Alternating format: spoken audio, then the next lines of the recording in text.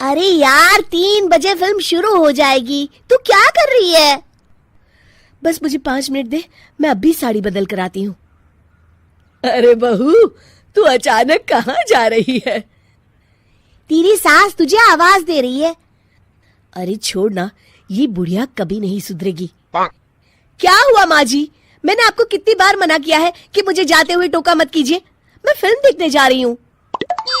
तू अभी चली जाएगी तो मेरे लिए खाना कौन बनाएगा बहू? सुबह से भूखी बैठी हूँ। अरे माँ जी, आप कौन सा घर का काम करती हो जो आपको भूख लगी है?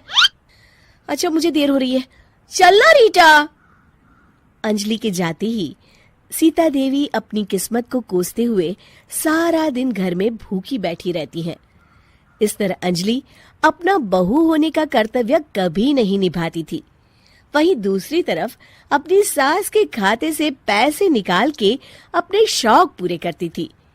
लेकिन सीता देवी इस उम्मीद पर थी कि एक दिन उसकी बहू सुधर जाएगी। फिर एक दिन सीता देवी की जुड़वा बहन गीता देवी वहां आती है। अपनी बहन को घर के काम करते हुए देख गीता देवी आग बबूला हो जाती है। अरे ये सब यहाँ क्या चल रहा है सीता? तेरी बहू कहाँ है जो तू घर के काम कर रही है? सीता देवी भावुक होकर रोने लगती है। अब तुझसे क्या छुपाऊं? मेरी बहू रत्ती भर भी मेरी इज्जत नहीं करती। मजबूरी में मुझे घर के सारे काम करने पड़ते हैं। वो तो बस सारा दिन अपनी सहेली के साथ सैर सपाटा करने में लगी रहती है। अच्छा, तो उस चिड़िया के पर निकल आए। तू चिंता मत कर, मैं ऐसी कई बिगड़ैल बहुओं को ठीक कर चुकी हूँ। अब मैं इस चुड़ैल से निपटूंगी। तू कुछ दिनों के लिए मेरे घर चली जा, मेरी बहू तेरी अच्छी देखभाल करेगी। फिर दोनों बहनें आपस में साड़ियां बदल लेती हैं और सीता देवी अपनी बहन के घर चली जाती हैं। देर रात अंजलि जब घर आती है तो अपने कमरे का नजारा देख उसकी आंखें फटी की फटी रह जाती है। हे राम, मेरे कमरे का एसी कहाँ चला गया? और मेरा 56 इंच का एलईडी टीवी कौन ले गया? अंजलि तैस के साथ अपनी सास के कमरे में जाती है। तभी वो देखती है कि उसके कमरे का एसी और टीवी उसकी सास के कमरे में लगा है और गीता देवी आराम से एसी की हवा खाते हुए सास बहू सीरियल का मजा ले रही है। अच्छा, तो ये सब इस बुढ़िया की कारस्तानी है। अभी इसे बताती हूँ। ये सब क्या है माँ जी?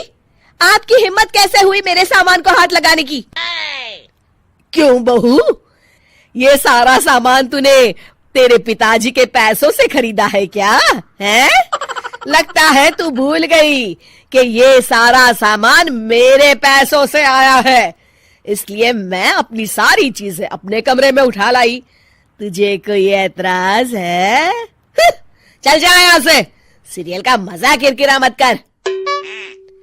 गीता की बातों का कोई जवाब नहीं बनता देख अंजलि अपने दांत पीस कर रह जाती है। अगले दिन रीटा और अंजलि शॉपिंग पे जाने की तैयारी करती हैं। अंजलि जैसे ही अपनी स्कूटी पर बैठती है तभी गीता देवी स्कूटी की चाबी निकाल लेती हैं।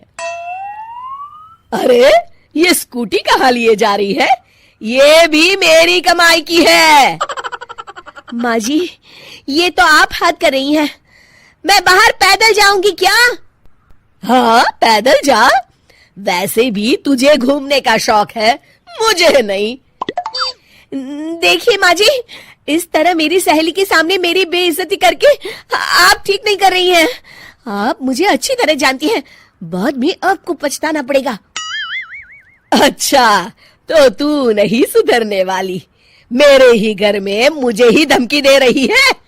तेरी याददाश्त के लिए बता दूं कि ये मकान मेरे नाम पर है। अब तू देख, मैं आज ही अपने बिल्लू वकील को बुलाकर ये सारी जायदाद अनाथालय को दान कर देती हूँ, फिर तुझे एक ढेला भी नहीं मिलेगा। गीता की बातें सुनकर अंजलि के पैरों तले जमीन खिसक जाती है।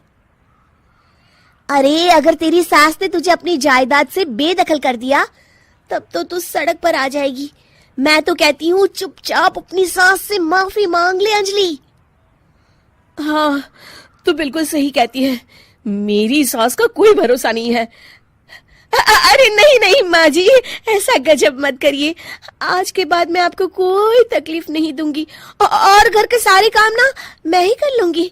मैं आपको एक अच्छी बहू बनकर दिखाऊंगी। कुछ दिनों के बाद, ये लीजिए माँ जी, आराम से गाजर का हलवा खाइए। खुशबू तो बहुत अच्छी है। हाँ माँ जी, वैसे मैंने सब काम कर लिया है, तो मैं आपके पैर दबा दूं? आप आराम से हलवा खाइए। इस तरह गीता देवी अंजलि को सही रास्ते पर ले आती हैं और सीता देवी वापस अपने घर में आकर रहने लगती हैं।